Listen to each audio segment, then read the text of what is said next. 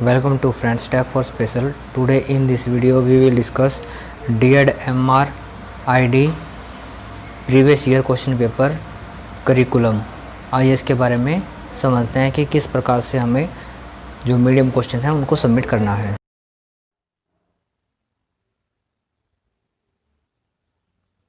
आइए हम आज डिस्कस करते हैं third question. Right A short note on any four of followings. इसमें से जो 5 क्वेश्चंस दिए गए हैं इसमें 4 को आपको एक्सप्लेन करना है, ये यहाँ पर बताया गया है। आइए इसके बारे में विस्तार से जानते हैं।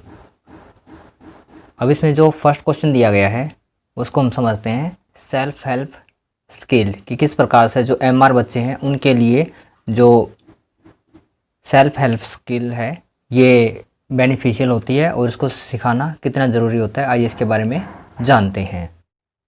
आइए यहाँ पर जानते हैं इसका सेल्फ हेल्प स्किल। स्वयं देखभाल तथा दैनिक निर्वहन कौशलों का अभ्यास। आइए इसके बारे में जानते हैं। मानसिक मंद बच्चा अपना दैनिक ज़रूरतों की देखभाल करना सीखने में बहुत ज़्यादा समय लेते हैं या नहीं सीख पाते हैं। प्रत्येक दैनिक निर्वहन कौशल को सीखने में मानसिक मंद बच्चे को कठिनाई होती है।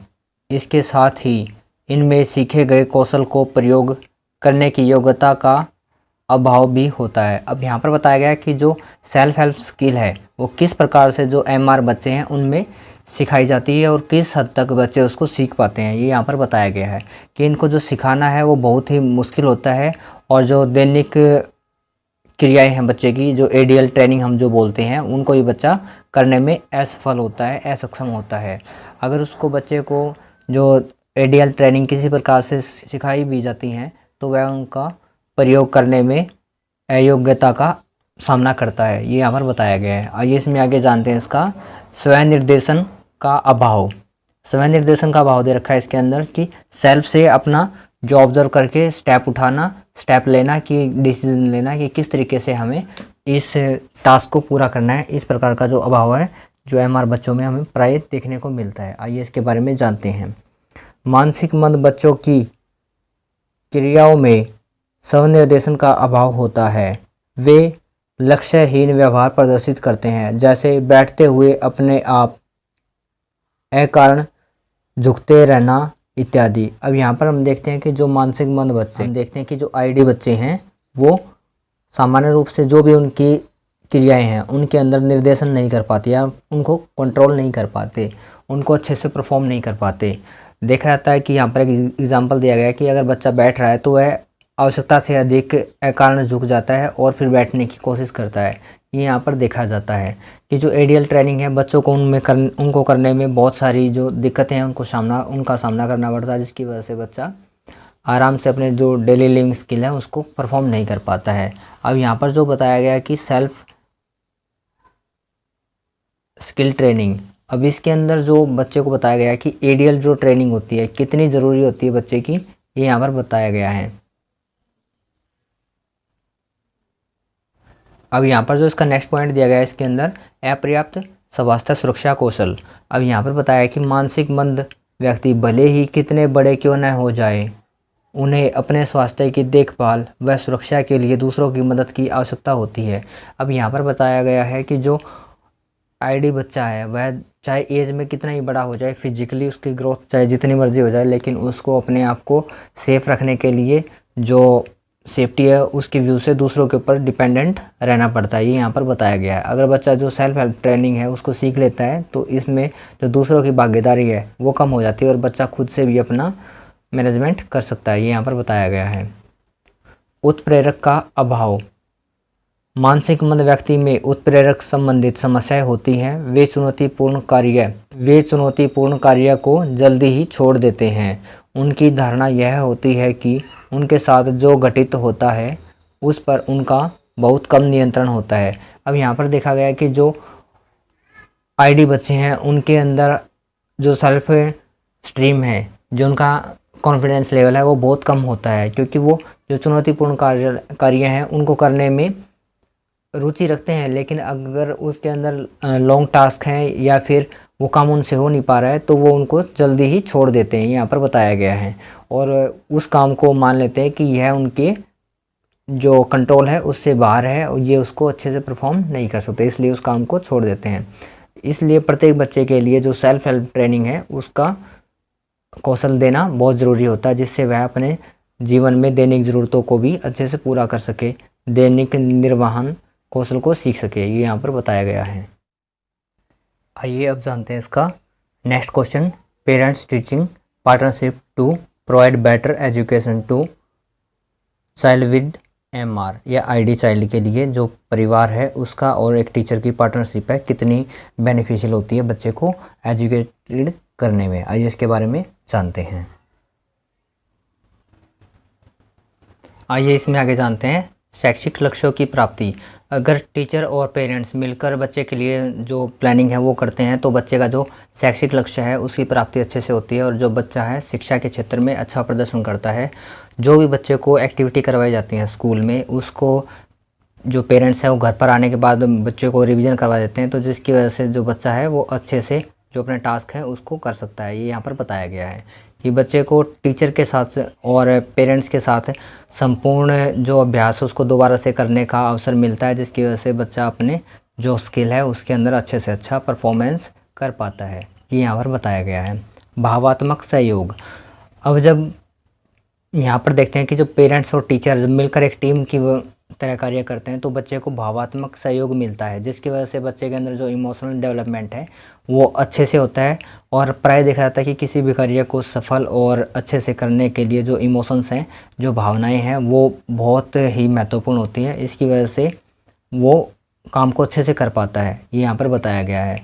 लेकिन जब हम एक ID बच्चे के लिए बात करते हैं तो यहाँ पर जो भावात्मक सहयोग है यह और भी अधिक महत्वपूर्ण हो जाता है। नेक्स्ट आता है इसका तनाव रहित वातावरण।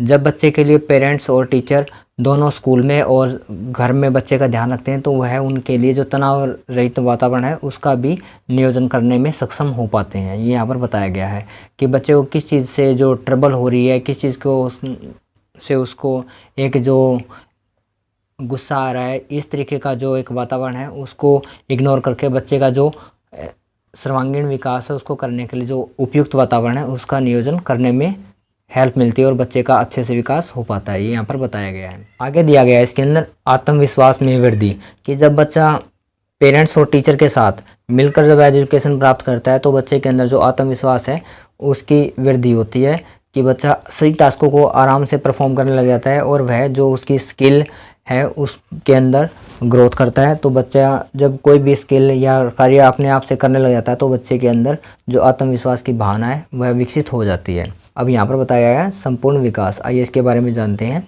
कि जब बच्चे के अंदर आत्मविश्वास की भावना का विकास हो जाता है तो बच्चा अपने संपूर्ण विकास के जो चरण हैं उनको प्राप्त करने के लिए अग्रसर हो जाता है। इसके अंदर सबसे महत्वपूर्ण योगदान होता है जो पेरेंट्स और टीचर का होता है, जो एक टीम वर्क के लिए कार्य करते हैं।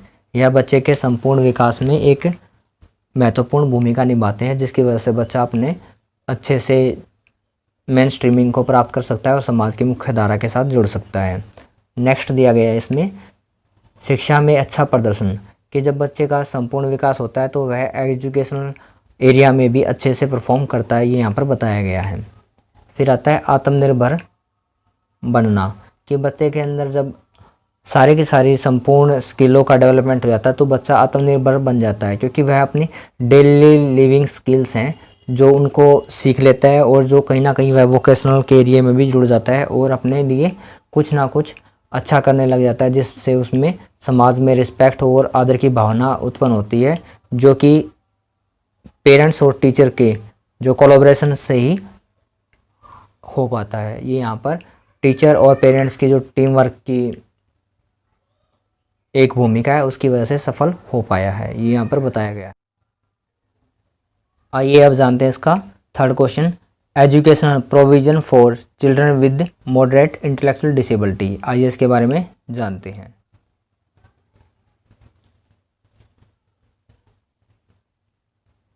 आइए अब जानते हैं इसमें शैक्षणिक वर्गीकरण। इसमें मानसिक रूप से मंद बच्चों की योग्यता, क्षमता, कार्यात्मक स्तर के आधार पर शिक्षण वर्गीकरण किया जाता है।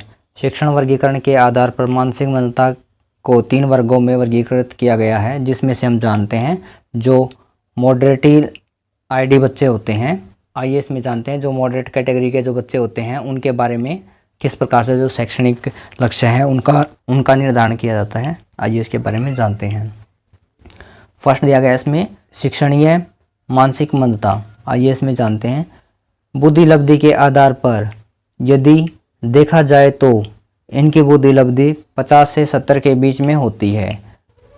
इन्हें कार्य के द्वारा शिक्षित किया जा सकता है।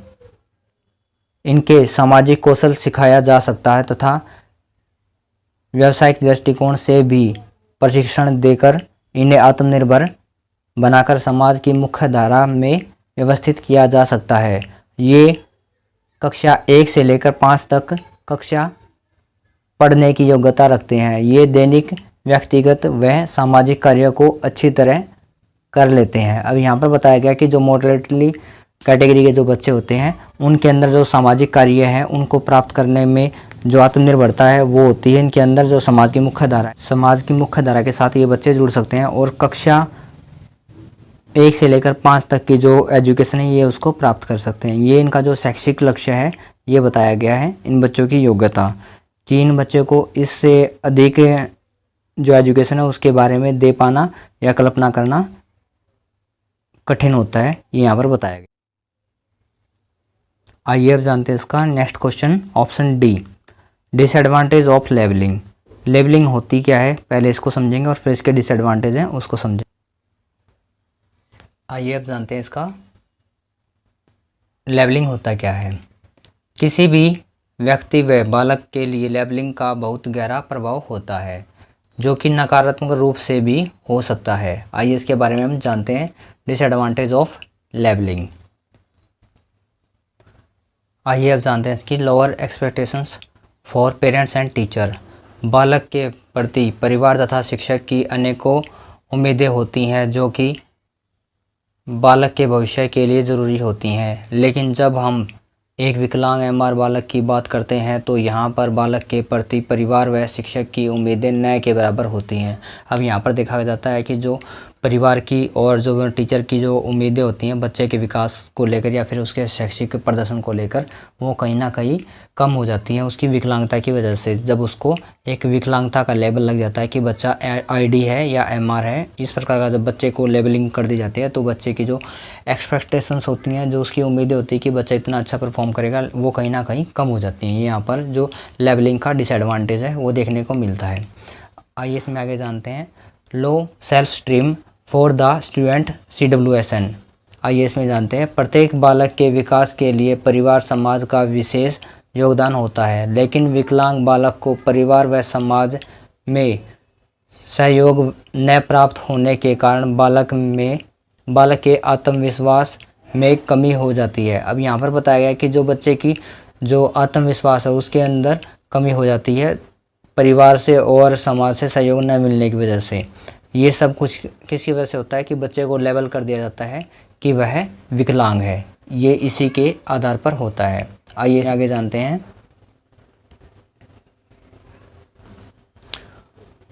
Peer issue. अनेकों परिवारों में बालकों के विकास के कारण चर्चा होती है।